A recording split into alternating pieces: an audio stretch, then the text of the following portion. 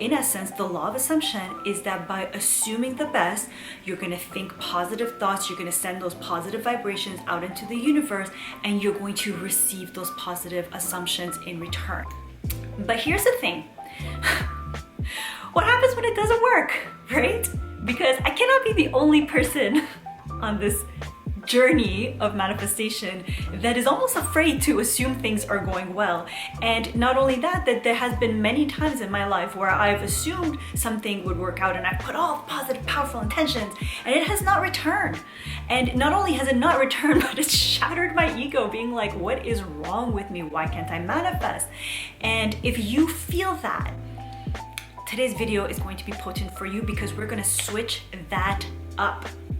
And before we get started, hello, welcome to my channel, welcome back. If you are a subscriber, my name is Atena, and on this channel we learn to love ourselves unconditionally so that you can manifest your best life. I will teach you to learn to love yourself unconditionally. I should add that part. Okay, so now that we know what the law of assumption is, and I'm gonna write in the description if you need more details about that or doing a whole other video. But let's just talk about what happens when you're trying to assume the best. So the first part is to understand the subconscious nuances. Now, what does this even mean?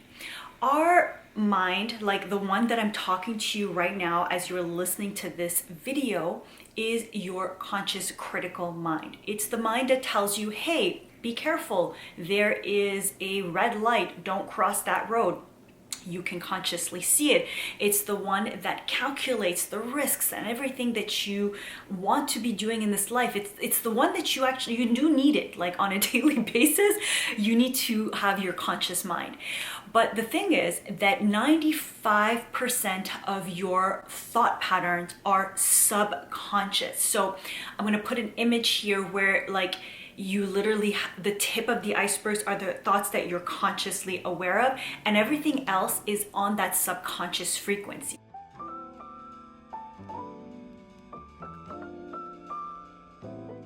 One of the things I just genuinely want to highlight is that most of you watching this video, and please for a moment, take a moment to take a breath, because you might get really triggered by what I'm about to say. So just breathe me through. Breathe. I'm nervous to even say this to you. Me assuming that you're going to be triggered. See, assumption can go in multiple ways, but I want you to take a deep breath in and relax your shoulders, breathe out. Most of you have a lot of negative automatic assumptions. And I want you to really just take a moment and think about this. How many times have you said, I assume this is going to go well, and it just you feel it won't? Or here's an example to kind of flip it.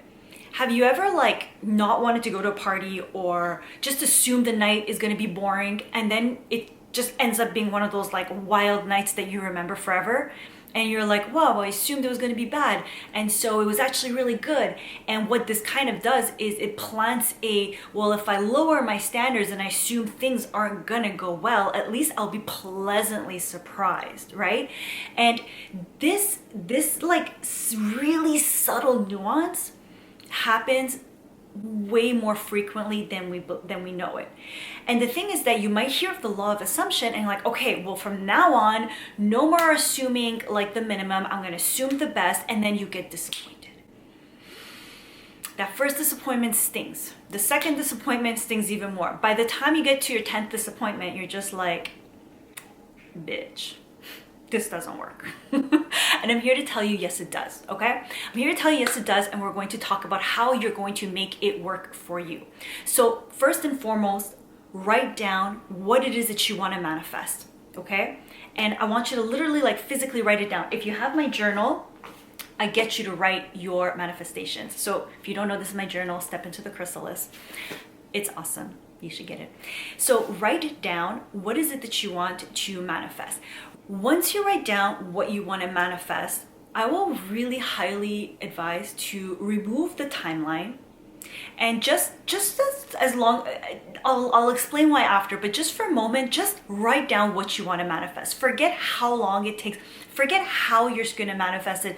Just write down the manifestation and spend a day or half a day, observing the thoughts that come through without judgment, and be really freaking unapologetic about your observation.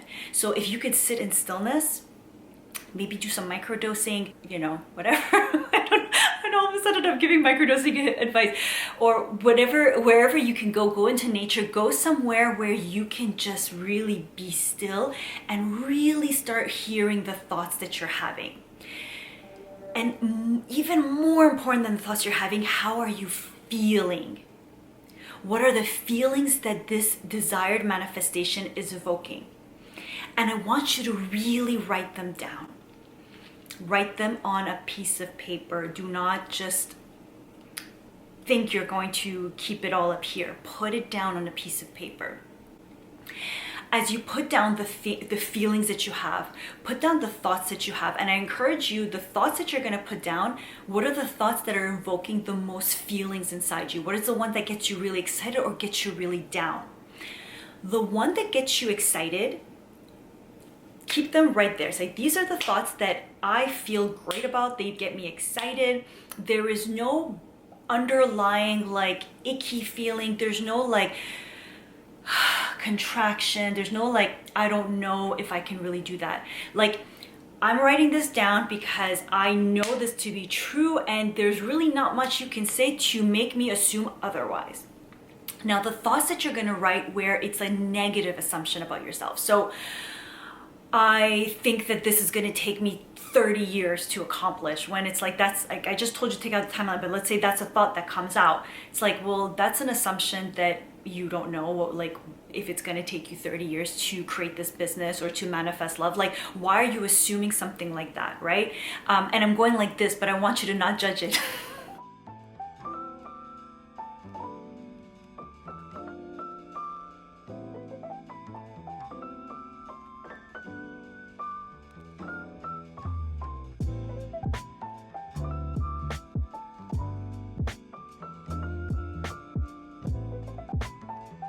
Just be curious. Okay, well, I have this assumption that this is going to be really hard. I have the assumption that this is going to take a long time.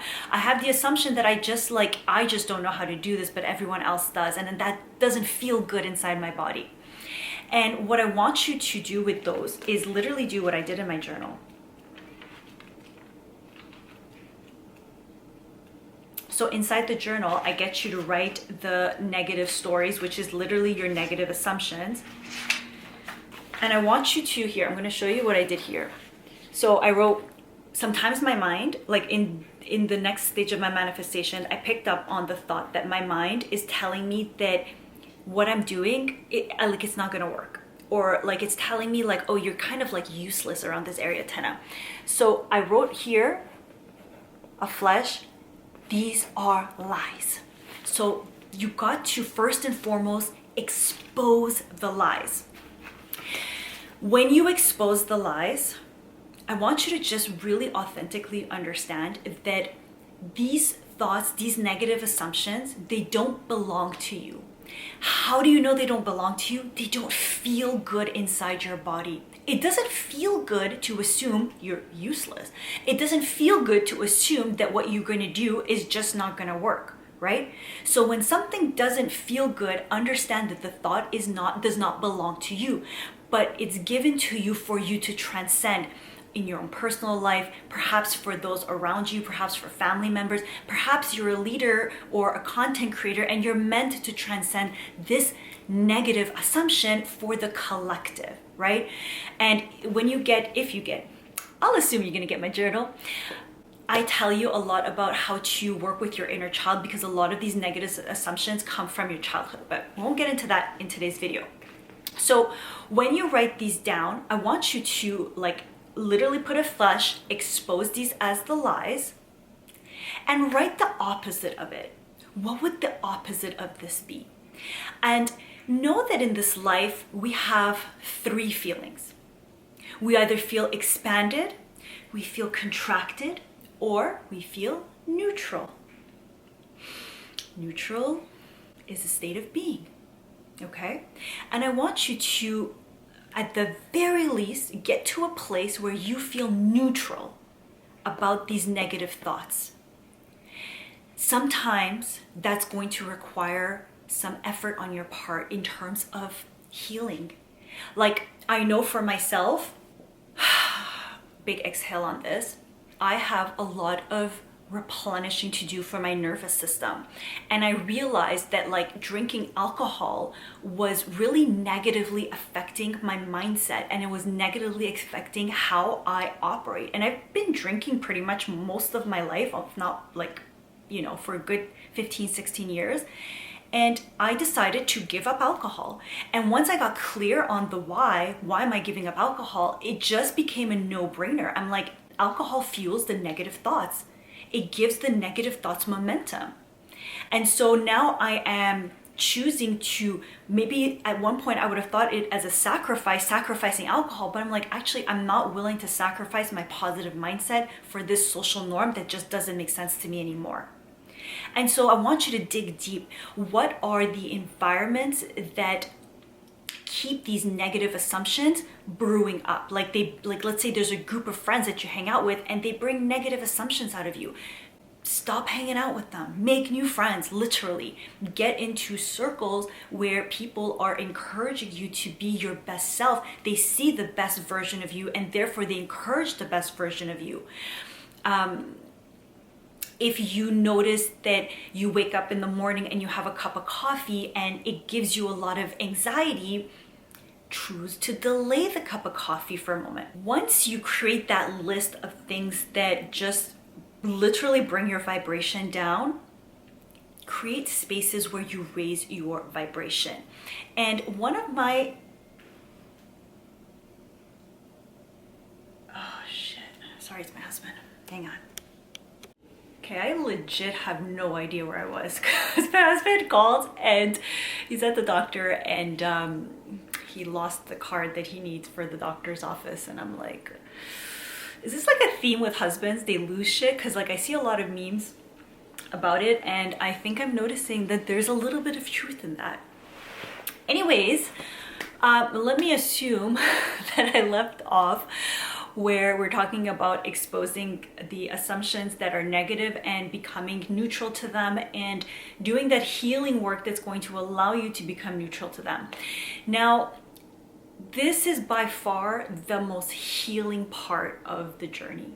And this is why I said the law of assumption has the power to heal you, because when you expose those negative assumptions, you will heal your life. And in this book, The Law and the Promise, Neville Goddard talks a lot about the creative imagination. And one of the phrases in it, actually, I'm pretty sure I highlighted it a lot, but I want to read this one part for you. So we live in a world of imagination, and man, through his imaginal activity, creates the realities and the circumstances of life. This he does either knowingly or unknowingly. So we live in a world of imagination, and man, woman, human, you create your reality, your circumstances. So you are not a victim of your circumstance, sweetheart, honey, man, homie. I'm getting really weird. You're not a victim of your circumstances. There are circumstances that you have entered into this world that have potentially created tendencies to feel like a victim. And listen, like, let's just be very, like, let me be really clear, because I feel like in the manifestation world, we kind of really ignore this part. Like, I myself was born in a country that was in a state of war. It is a country that there's a lot of pain and suffering that continues to prosper, continues to take place, okay? That made my nervous system very reactive. Are there a lot of victims in that place? 1000%. How does someone who survived that, aka myself, aka my family who was swiped out of there thanks to the hard work of my mother, how does that family cope after? These are things to heal and work upon, and changing the status of the global society. There are people who are genuine victims of our collective unconscious egos, for lack of a better way of putting it, like negative consequences to egos that have lots of trauma. Anyways, but you who is here today listening to this video, I'm going to take an assumption that you are not living in a state of war. You're able to tap into the message I'm sending you. You're able to tap into the frequency I'm sending you. So you are, one of my teachers when I was doing my master's said something to us that I'll never forget. Like, one of the students asked, like, how am I supposed to be positive when the world is quote unquote always on fire? She's like, the very fact that we're having this conversation, you are responsible to be positive. It's your responsibility to be positive. And I want you to how does that feel in your body when I tell you it's your responsibility to be positive? It's your responsibility to heal. And you don't have to do it for anyone else. But know that when you heal, you literally, that ripples onto the rest of the world. And so when you are setting up a manifestation, it might seem like, oh, I just want to manifest $1,000. It seems like nothing. But all of a sudden, once you expose the thoughts, the assumptions that are negative, you're not just healing yourself, you're actually healing that negative vibration for the collective. And not only that, as you put that to the forefront, you're also conscious of, well, how am I using my power of imagination? Your mind, this is scientific, doesn't know the difference between reality and fiction. So when you take the time to properly imagine what feels like you might think is a fictional reality, your conscious critical mind, the one that says don't cross, it's a red light, that's the conscious critical mind, is telling you, hey, that's a fiction, what you're imagining. When you find a way to bypass that, whether it's through meditation, through hypnosis, through breath work, through your own choosing to repeat it like over and over and over, what you repeat becomes your new normal, and you choose to activate your imagination in a way that fuels your desires versus keeps you locked down, it changes your life. And so the law of assumption is like, I used to resist it, but I've come to realize it's been one of those godsend things that has completely transformed my life. It's transformed the life of everyone around me, because all of a sudden now I'm like, okay, well, if I'm assuming the worst out of the situation, why am I choosing to imagine the worst? Maybe sometimes there's merit. Maybe someone has double crossed you. Maybe someone is just like not a very nice person to you, and the things that they tend to do will not make you trust them. Right? So a lot of trust also comes into this. So sometimes you just literally got to use your discernment. So like if a guy is cheating on you nonstop, or if your boss just doesn't pay you, she scared me. Come here, honey. If your dog's always barking, no, I'm joking. Sometimes you got to use your discernment. But after that, when it comes to your life, like, you best be assuming the best.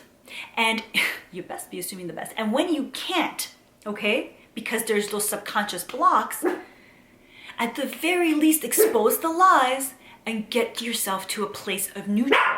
Sage, come here, honey. Oh, it's the washing machine. Okay, I was like, what is she growling at? What are you growling at? What are you assuming? Okay, I'm just joking. There's one last thing I wanted to say. When you have a desire, I want you to make it a habit to assume it's already done. It is meant for you. You have a desire to start a creative project, to manifest a certain type of love into your life, to live in a state of abundance. It is meant for you. And I was in a group the other day and someone said like, oh, but when you assume that it's true and you let yourself feel that it's true and you allow your imagination to go there, you tend to get lazy. And I want to talk about that because it's such an important point. There's two parts of that. The first part is you might get lazy and not get it done because it was never meant for you. And it was like, like the Will Smith thing where he's like, sometimes we want to buy these fancy cars to show off to people we don't even like. So if you start going into a state of assuming, okay, I'm going to get this fancy thing, I'm going to get this, and then you lose the desire to create it, it's because that was your ego. And once you imagine it and you feel the reality of it and you're like, well, I don't really want to work for it anymore. I don't really want to attract it anymore. It was never meant for you in the first place. And the second part of it is You may get a little lazy in the beginning, because what I've found is that if you're used to being in overdrive and in that hustle culture, and all of a sudden, instead of operating from a place where you need to prove and it's like a lack mindset, you give yourself the space to imagine and assume that everything does work out in your favor. All of a sudden, you're operating from a very different energy, and it may take some time for your nervous system to calibrate to that. Comment below if that is something that you are wanting me to expand on, because it's definitely been a theme in my life, and it's been like a couple of years now that I'm just like shifting and operating from a place of desire versus a place of I'm just not good enough, so I have to create these external circumstances and prove that I am good enough. And I will end this video with this one sentence. Walk by faith, not by sight. Walk by faith, not by sight. When you use the law of assumption, it's going to ask you to dig into your faith. Allow you to invite your intuition to lead you into the field of the unknown, and let go of your mind that assumes it knows better than your God-given faith and intuition. And it assumes it's going to do negative things. By doing negative assumptions, it's protecting you, but you don't need that negative protection. You don't need the negative protection. It is a false sense of security that keeps you in a very contracted, small state. Make it a choice that when you use the law of assumption, you're going to expose the negative thoughts that try to knock you out of faith, and you make it a priority to heal. You make it a priority to, at the very least, take it to a neutral place. You don't always have to be ripping in joy, but you don't need to stay in a contracted space when it comes to your desires. You can assume safely better things. You could be on your way to assuming better things. And one of the most powerful meditations you can use for this is the I am blessed meditation. I'm going to link it for you below, because this meditation is one of the best when it comes to rewiring and reprogramming your subconscious automatic mechanism to seek the blessings, to invite the blessings. And what happens when you seek and invite blessings? You become a vibrational match for that reality, and your assumptions become positive. Your feeling, your vibration rises and attracts the positive. One other meditation I highly recommend, if you tend to have a lot of negative energetic entanglements with other people and it makes you assume really bad things about them and that just lowers your frequency, do the cord cutting meditation. It is fantastic. If you don't know what cord cutting is, I'm going to link a video for you below so that you get more accustomed to it. The I am blessed meditation, cord cutting meditation, and if you really want to make it like pow, pow, pow, potent, do the inner child unconditional self-love and self-worth, so that you just rewire your entire state of being to feel worthy and the vibration of unconditional love, which is one of the highest frequencies that you can live and breathe. I'm gonna link all three below. Yeah. If you found today's video helpful, please do give it a thumbs up. Consider subscribing to this channel for more content like this. And as always, I'm sending you lots and lots of love. Leave me a comment below. Give me some love too. I love receiving your comments. One of you just sent me a voice note this morning on my Instagram thanking me for producing all of these videos and these guided meditations. And I really enjoy it. So thank you for all of that. Help me help you by giving me the love. All right.